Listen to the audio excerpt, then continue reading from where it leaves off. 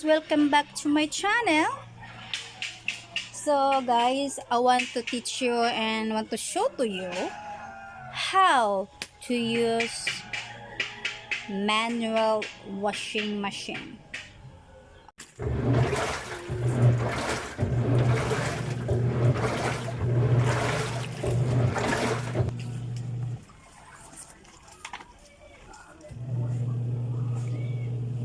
Nanabon na ka?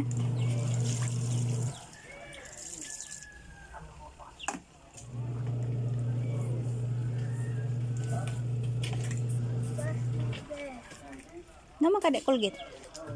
Nara dek Colgate diha selalu.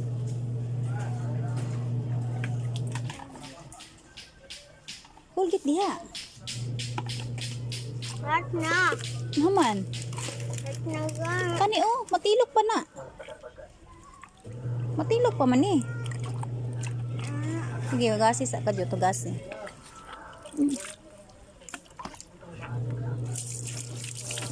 Dayon. Oh, dara oh.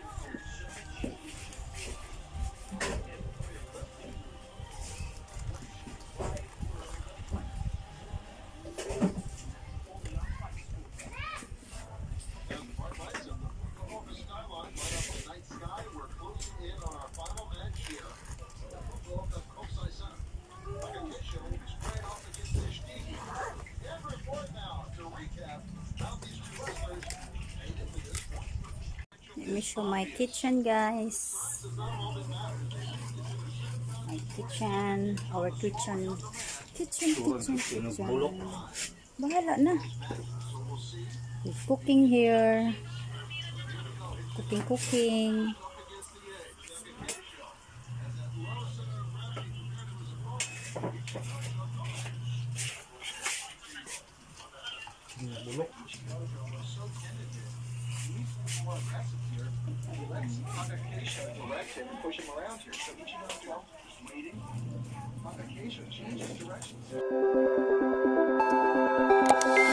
Look into my eyes and show me your adventures I haven't seen. Taking all the life, it hits the spot. Walking on fantasy. So take me, baby, take me to a state of mind that's made up, baby, that's made up all the love we find.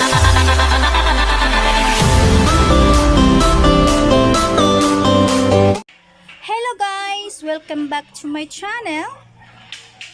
So guys, I want to teach you and want to show to you how to use manual washing machine. Oh, okay, two different manual washing machine, okay? One is using your hands washing machine. Two is manual washing machine is really real here in front of me. Yeah, my husband bought for me for first anniversary. Thank you, my husband. Thank you so much. You not allow me to use my hands anymore. So but it was very interesting. Why? Because it's really big different with the automatic washing machine. Automatic, like, you know, you just put all inside, water inside, spin, and then dry, and you know, you don't need to just like me crazy doing this, but it's possible. So what is it? Washing machine which is manual. Let me explain you guys. Excuse me. Okay, first I have to do is wanna put the water inside, because they got two things here. One is this one is for spin, and then this one is for washing, wash it. So now is we don't have pipe here, so we don't have pipe here, so it's little hard to me, because I have to carry water through the using the bucket. Then this is the our powerful bomba water, you know, you have to pump it.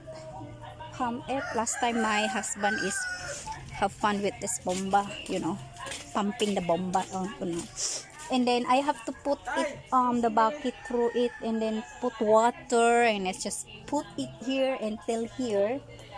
It's gonna be like maybe 20 bucket. Just put it inside, and then after that I put the soap and spin it. So I'm gonna use like maybe 6. It's the best 6 or 9 minutes, because I don't need to, you know, the electric, you have to budget it. Then after that, guys, wash it, and then after that you can put it here and spin it. Just spin it, and then you can dry here in the sun, under the sun, to dry my clothes. Whew. This is a natural to dry your clothes.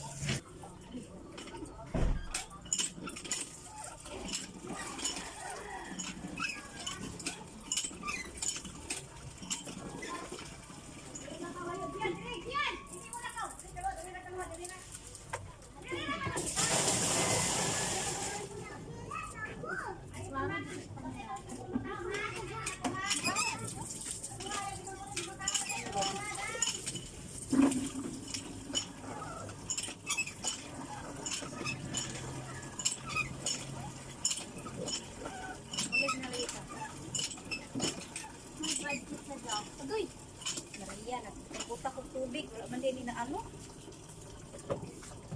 Apoy lang ko.